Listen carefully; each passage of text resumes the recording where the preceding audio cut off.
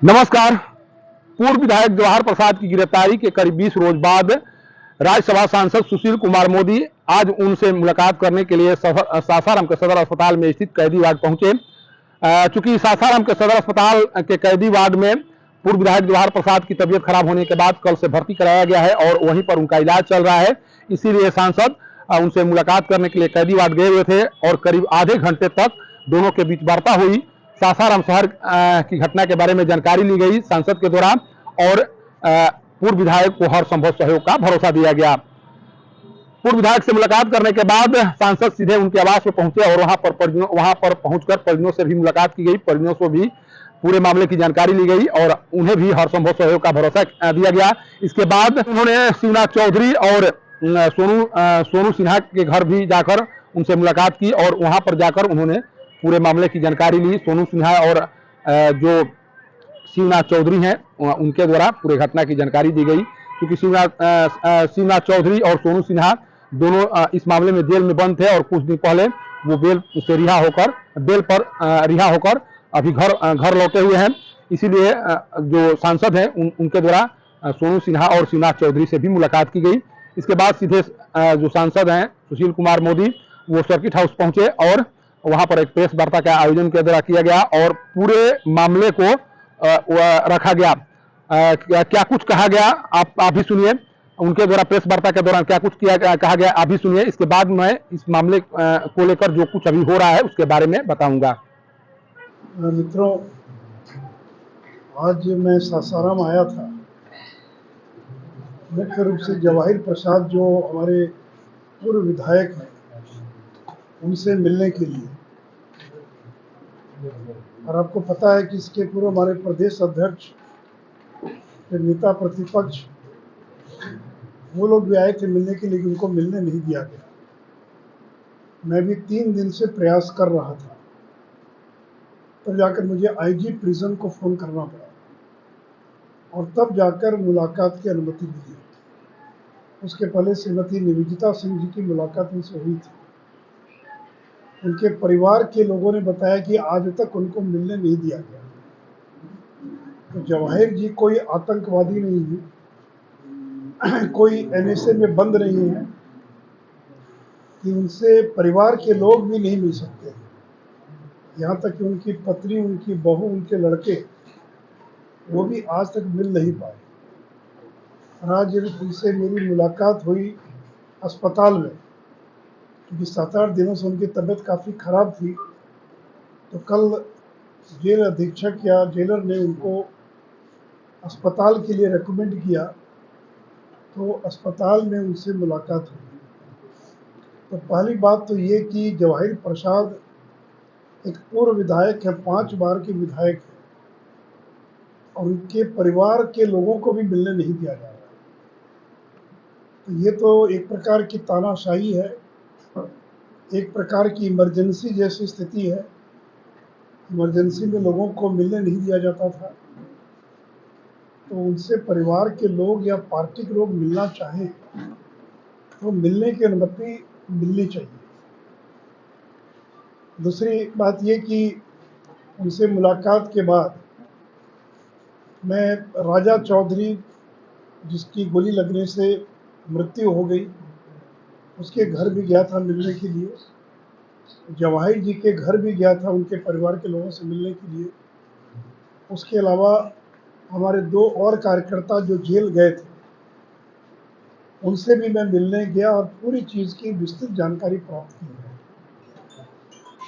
उस पूरे बातचीत का निष्कर्ष ये है कि जवाहर प्रसाद और बीजेपी और विश्व हिंदू परिषद के लोगों को एक योजनाबद्ध तरीके से इस मामले में फंसा दिया।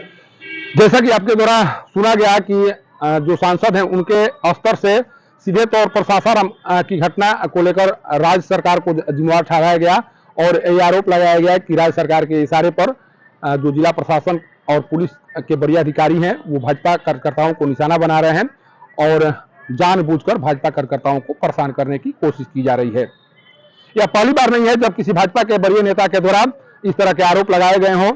सम्राट चौधरी जो भाजपा के प्रदेश अध्यक्ष हैं और नेता प्रतिपक्ष विजय कुमार सिन्हा से लेकर जो अश्विनी चौबे हैं केंद्रीय मंत्री, उनके स्तर से भी सासाराम पहुंचकर इस मामले को लेकर राज्य सरकार पर निशाना साधा गया था और राज्य सरकार के इशारे पर भाजपा कार्यकर्ताओं को परेशान करने की बात कही गई थी।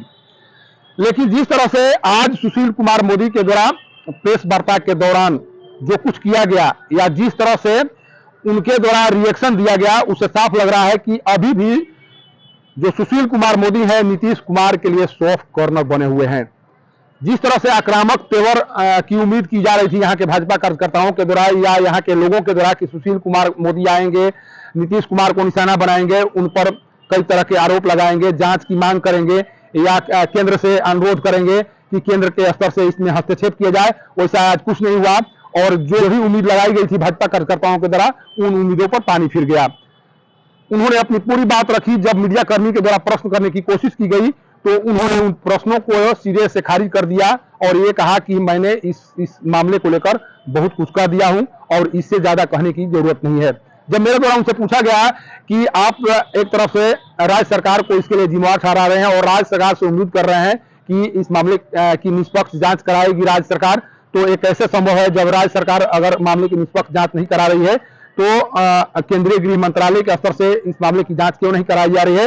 तो उन्होंने सीधे तौर पर इस मामले को टाल दिया। देखिए किस तरह से मेरे द्वारा पूछे गए प्रश्नों को उनके द्वारा टालने की कोशिश की गई। सर, जिस तरह से कहानी बताई जा रही है आपके द्वारा, उसे लग रहा है कि सासाराम में जितने भी लोग थे उन्हें भाजपा पार्टी से जुड़े होने का भारी कीमत चुकाना पड़ा है। सर, आप राज्य सरकार को निशाने पर ले रहे हैं, राज्य सरकार से उम्मीद कर रहे हैं कि यहाँ पर न्यायिक जांच गठित करें।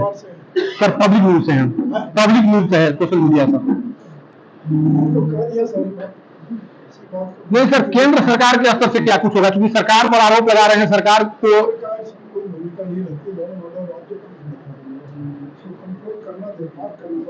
आप जिस तरह से आपके द्वारा देखा जा रहा है कि सुशील कुमार मोदी जैसे ही प्रेस वार्ता के दौरान पत्रकारों के द्वारा कुछ प्रश्न पूछने की कोशिश की जाने लगी, उसके बाद उन्होंने पूरे प्रश्न को यह टालने की कोशिश की गई कि जो कुछ मेरे द्वारा कहा जाना था, जो कुछ मैं कहना चाह रहा था वो कह दिया और इस मामले में इससे ज्यादा कुछ नहीं कहा जा सकता है।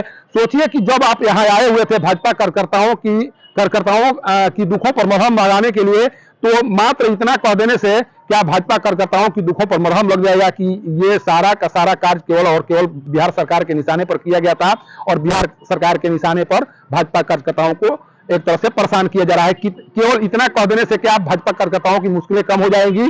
क्या लगातार यहाँ पर नेताओं के आगमन के बाद जो भाजपा कार्यकर्ता जो जिस मुश्किल में है, क्या उन मुश्किलों का हल निकल जाएगा? ये सबसे बड़ा प्रश्न है।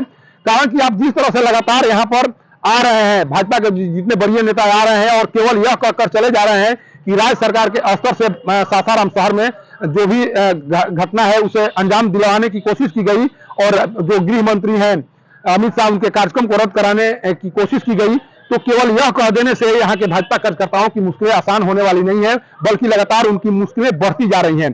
पहले जिन लोगों को गिरफ्तार किया गया उन लोगों को मात्र 15 दिनों में बेल दे दिया गया, लेकिन अब पूर्व विधायक जवाहर प्रसाद की गिरफ्तारी के बाद जो बेल की प्रक्रिया है वो अब लटकते हुई दिखाई पड़ रही है। कारण कि जो सीजीएम के यहाँ से बेल की उम्मीद लगाई जा रही थी उस बेल को खारिज कर दिया गया है।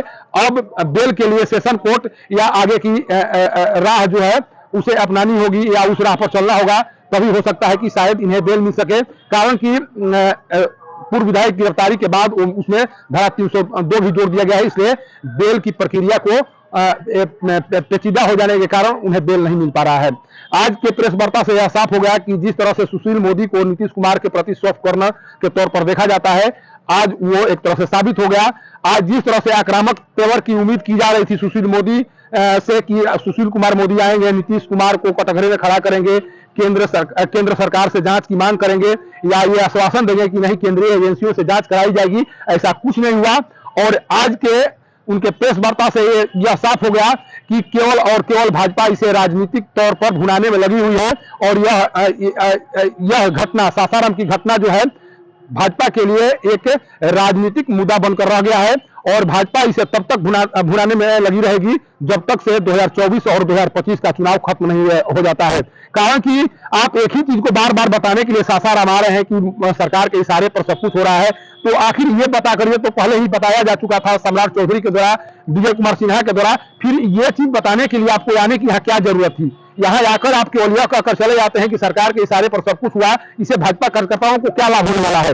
क्या भाजपा कार्यकर्ता जो परेशान है या जो भागे फिर रहे हैं उनकी मुश्किलें आसान हो जाएगी ये कहने से, या राज्य सरकार ये बातें कहने से राज्य सरकार डर जाएगी, या राज्य सरकार जांच टीम गठित करेगी?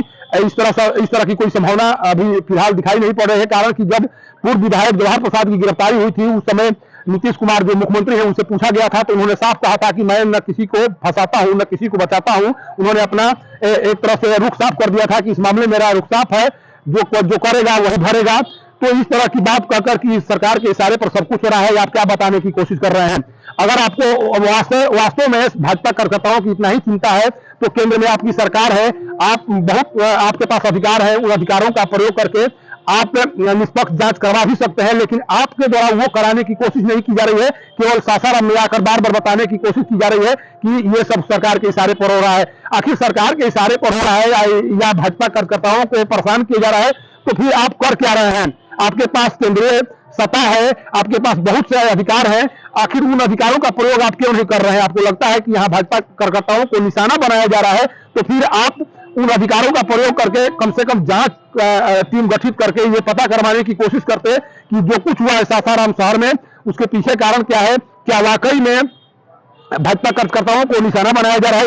ये तो राजनीतिक बयानबाजी है। आप राजनीतिक बयानबाजी के आदी हो चुके हैं। आप चाह रहे हैं कि ये बयानबाजी लगातार जारी रहे, ताकि जो 2024 और 2025 के चुनाव होने वाले हैं उस चुनाव में ये राजनीतिक मुद्दा बना रहे। लेकिन इतना तय मानिए कि जैसे जैसे यहाँ पर भाजपा नेताओं का आगमन होते रहेगा, जैसे जैसे उनके द्वारा बयान दिए जाते रहेंगे, तब तक से भाजपा कार्यकर्ताओं की मुश्किलें लगातार बढ़ती जाएंगी। आप उनकी मुश्किलों को आसान करने नहीं बल्कि बढ़ाने के लिए आ रहे हैं।